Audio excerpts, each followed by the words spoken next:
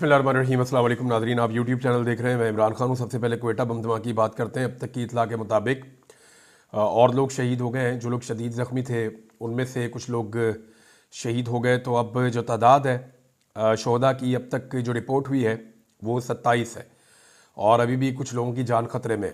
50 से ज़ायद लोग जो हैं वो शदीद ज़ख्मी हैं जिन्हें अस्पतालों में पहुँचाया गया है। वज़ीर आला वहाँ पर जो बलूचिस्तान में है उन्होंने जाके विज़िट किया है ज़ख्मियों को और क्वेटा गैरिजन में नमाज जनाजा अदा की गई।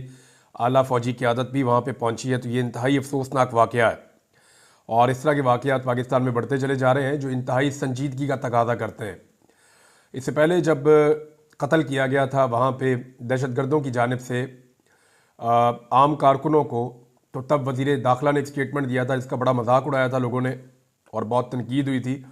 मोहसिन नकवी ने कहा था कि ये सारे दहशतगर्द एक SHO की मार है। तो ऐसा नहीं हुआ। ना वो एक SHO की मार है और ना एक SHO के, ये पूरी रियासत को मिलकर लड़ाई लड़नी पड़ेगी। पाकिस्तान इस वक्त तकरीबन हालत जंग में है और वज़ीर दाखिला समेत सबको होश के नाखून लेने पड़ेंगे। ये कोई सियासी जमात नहीं है जो आइन और कानून के अंदर रहकर लड़ाई करना चाहती है।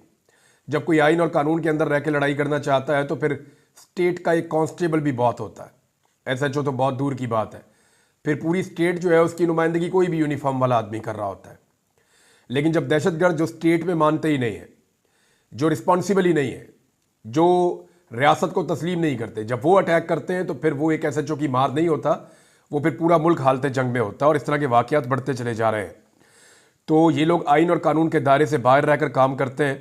अपनी होश करें, अपनी तवज्जो जो है वो ऐसी एक्टिविटीज़ से हटाएं जिनका पाकिस्तान को कोई फ़ायदा नहीं है। आपकी पूरी तवज्जो होनी चाहिए पाकिस्तानियों की जान और माल की हिफाजत के लिए, पाकिस्तान के तहफ़्फ़ुज़ के लिए, जिसके लिए आपको ये अहम ड्यूटी दी गई है। अब इसमें ज़ुल्म खलीलदाद का एक स्टेटमेंट है।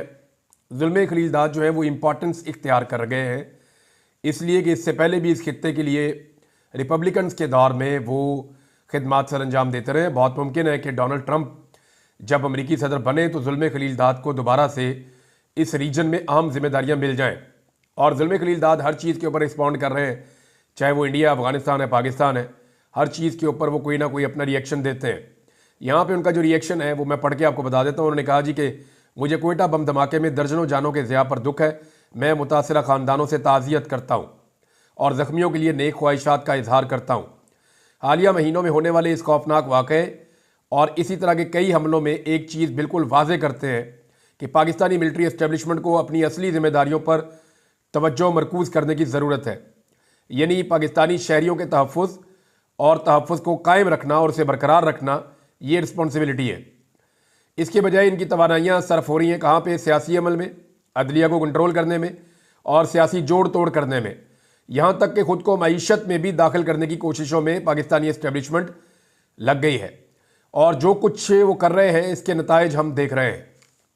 ये जनाब ज़ुल्म खलीलदाद का स्टेटमेंट है और पाकिस्तान से भी जो है वो लोग ऐसे ही बात कर रहे हैं कि हमारी तवानाइयाँ या हमारी तवज्जो पाकिस्तान की जितनी फ़ोर्स है, जितनी हमारे पास फैसिलिटी है या जितने हमारे पास वसाइल हैं, बजाय उन्हें पॉलिटिकल पार्टीज़ को कुचलने के में इस्तेमाल करने के लिए या लोगों की आवाज़ को दबाने में इस्तेमाल करने के लिए लोगों के जान और माल के तहफ़्फ़ुज़ में लगाया जाए तो ज़्यादा बेहतर रहेगा। ये एक बहुत बड़ा फेलियर है इस किस्म का वाक़या। आइंदा ऐसे वाक़यात नहीं होने चाहिए। हम उम्मीद करते हैं कि पाकिस्तान को और पाकिस्तानी फोर्सेस को अल्लाह ताला कामयाबी देगा और इनसे निमटने की तरफ पूरी तवज्जो हुकूमत पाकिस्तान और रियासत पाकिस्तान अपनी मरकूज़ करेगी।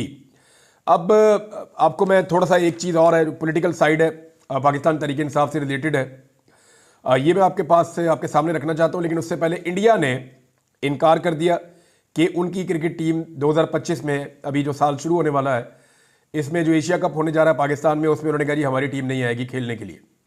इंडिया चाहता है कि उनकी टीम पाकिस्तान में ना आए, बल्कि वो ये चाहते हैं कि उनकी टीम जाकर खेले, दुबई में मैचेस खेले, UAE में मैचेस खेले, पाकिस्तान में मैचेस ना खेले।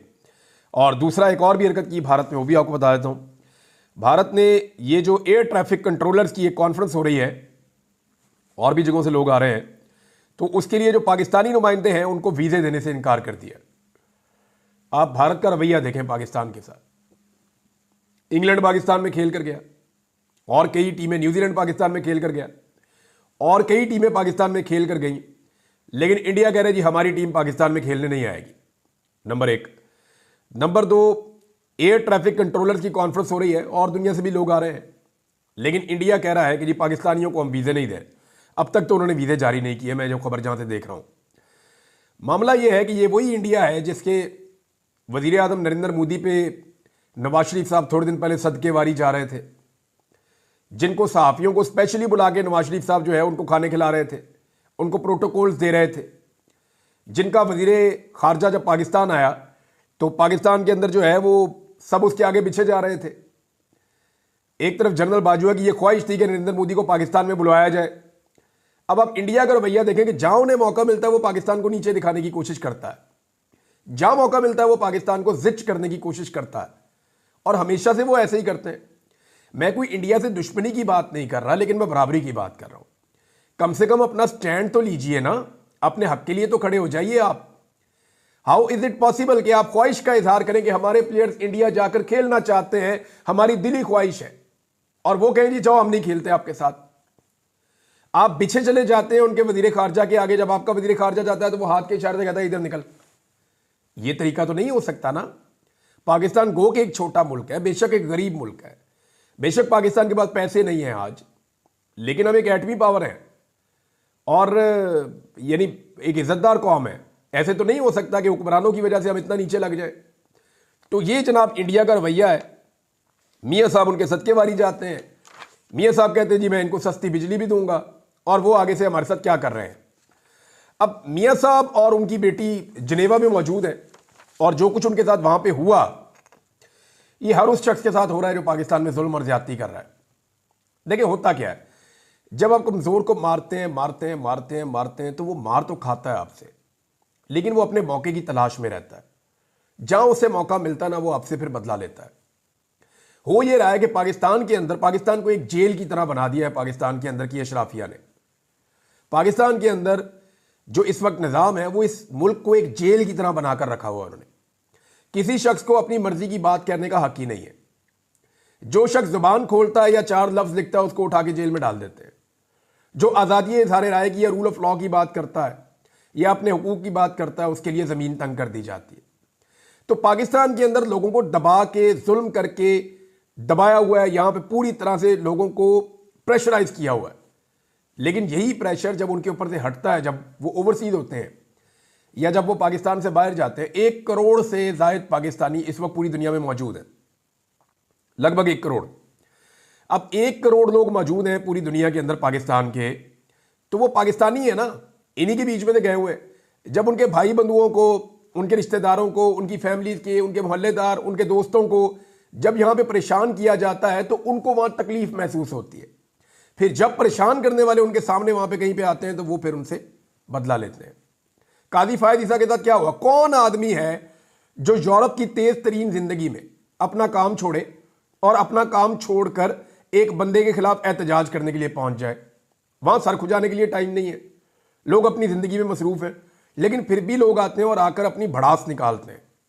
जैसे काजी फायद ईसा के खिलाफ आए, जैसे नवाज शरीफ के खिलाफ आते हैं, जैसे और कोई लोग जब पहुंचते हैं बाहर तो उनके खिलाफ आते हैं।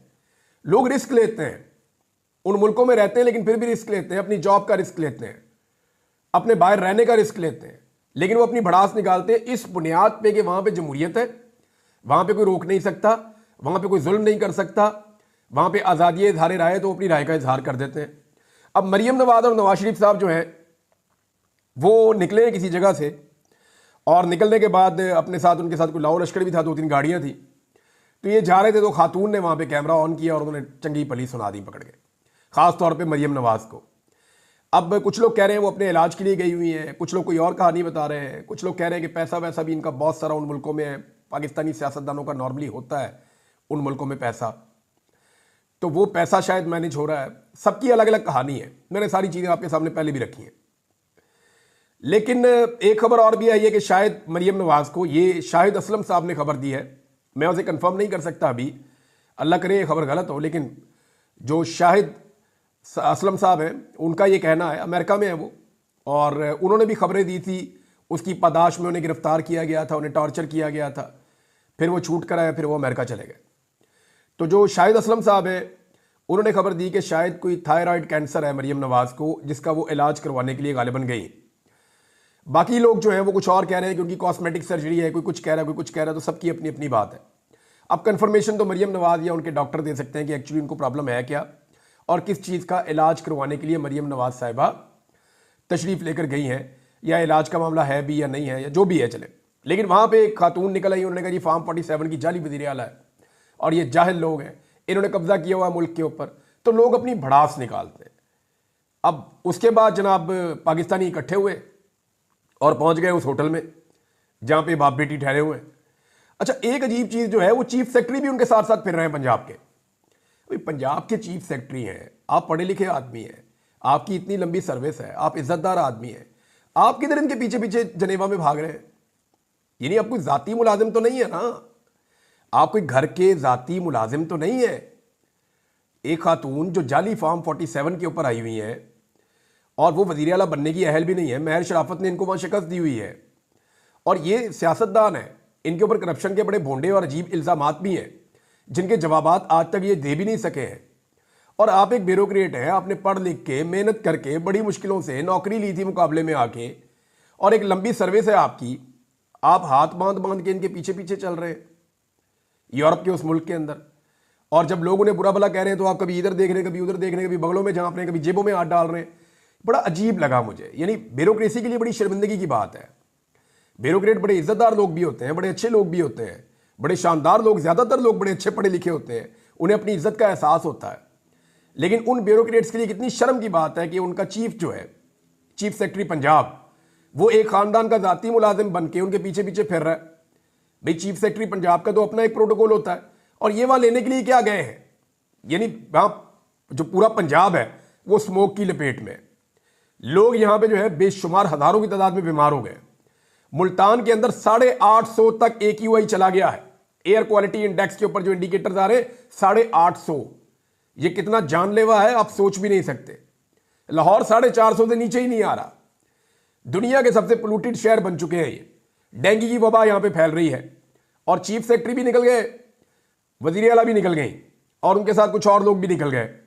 तो मेरी समझ से बाहर है ये किस तरह से ये मुल्क चलेगा और कैसे ये सूबा चलेगा। ऐसा लगता है कि एक खानदान की जाती चाकरी के ऊपर पूरा का पूरा निज़ाम चल रहा है।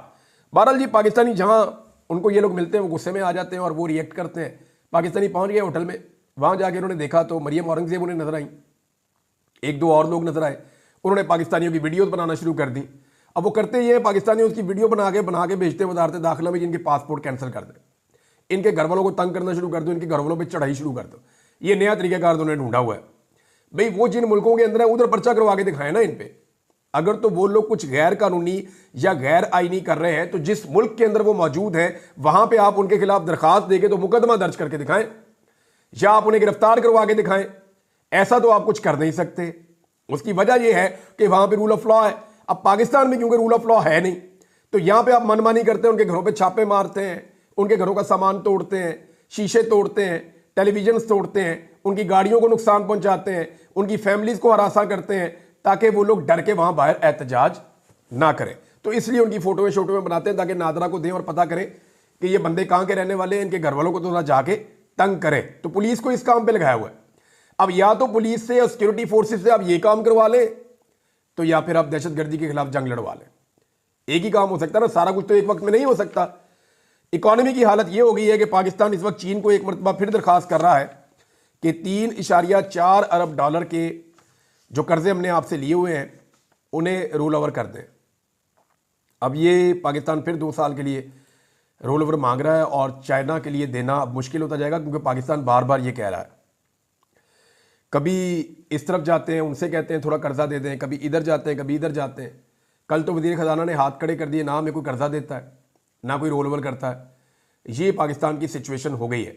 IMF का वक्त पाकिस्तान आने वाला है और उसने आने से पहले नई शराइत रख दी हैं कि जी फाइनेंसिंग गैप जो है वो आप पूरा करें, जो एक्सटर्नल फाइनेंसिंग गैप है उसको आप पूरा करें। ये IMF ने नई शराइत रख दी हैं।